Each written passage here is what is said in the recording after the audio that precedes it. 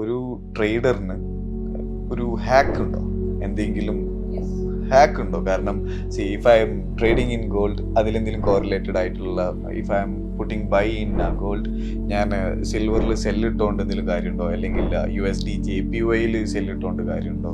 അങ്ങനത്തെ എന്തെങ്കിലും കോറിലേഷൻസ് മാത്രമല്ല, നമ്മൾ ആക്ച്വലി ഒരു പെയർ, ഇപ്പം ഒരു സ്റ്റുഡൻറ്റ് നമ്മളടുത്ത് പറയണം എനിക്ക് ഗോൾഡിൽ മാസ്റ്റർ ആവണം, അല്ലെങ്കിൽ എനിക്ക് EURUSDയിൽ മാസ്റ്റർ ആവണം എന്ന് പറഞ്ഞു കഴിഞ്ഞാൽ അതുമായി ബന്ധപ്പെട്ട കുറേ കാര്യങ്ങൾ നമ്മൾ പറഞ്ഞു കൊടുക്കാറുണ്ട്. Depends technical analysis or fundamental analysis and risk management also. അതായത് ഓരോ പെയറിലും ഡിഫറെൻറ്റ് റിസ്ക് മാനേജ്മെൻറ്റ് നമുക്ക് യൂസ് ചെയ്യാൻ പറ്റും. അതുപോലെ ഫണ്ടമെൻ്റൽസ് നമുക്ക് യൂസ് ചെയ്യാൻ പറ്റും. ഇപ്പം നേരത്തെ നമ്മൾ സൂചിപ്പിച്ചതുപോലെ ഗോൾഡിന് ചില കോറിലേഷൻസ് ഉണ്ട്, അതുപോലെ കറൻസിക്ക് ചില കോറിലേഷൻസ് ഉണ്ട്, അതുപോലെ തന്നെ നമുക്ക് പോസിറ്റീവ് കോറിലേഷൻ ഉണ്ട്, നെഗറ്റീവ് കോറിലേഷൻ ഉണ്ട്.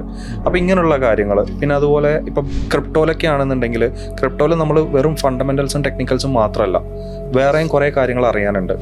ഓക്കെ, അങ്ങനെയുള്ള കാര്യങ്ങൾ. അപ്പോൾ അവർക്ക് ഏതിലാണ്, ഇപ്പം നമ്മൾ ആക്ച്വലി ഡെൽറ്റയിൽ നമ്മളിപ്പം ഫോറക്സ് കൊടുക്കുന്നുണ്ട്, സ്റ്റോക്സ് കൊടുക്കുന്നുണ്ട്, കമ്മോഡിറ്റി കൊടുക്കുന്നുണ്ട്, ക്രിപ്റ്റോ കൊടുക്കുന്നുണ്ട്. എല്ലാവരും ഒരൊറ്റ ഇതിലല്ല ടാർഗറ്റ് ചെയ്യുന്നത്. അപ്പോൾ ചിലർക്ക് ക്രിപ്റ്റോ ഭയങ്കര ഇൻട്രസ്റ്റഡ് ആയിട്ടുണ്ട്.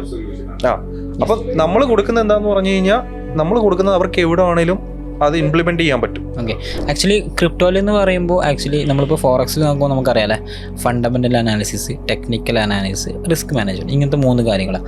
പക്ഷേ നമ്മൾ ബിറ്റ് കോയിൻ അല്ലെങ്കിൽ ക്രിപ്റ്റോയിലോട്ട് വരുവാണെങ്കിൽ അവിടെ എക്സ്ട്രാ ഒരു അനാലിസിസ് കൂടി നമുക്ക് വരുന്നുണ്ട്. അതിന് പറയുന്ന പേരാണ് ഓൺ ചെയിൻ ഡാറ്റ അനാലിസിസ്, അതായത് ഓൺ ചെയിൻ ഡാറ്റ അനാലിസിസ്.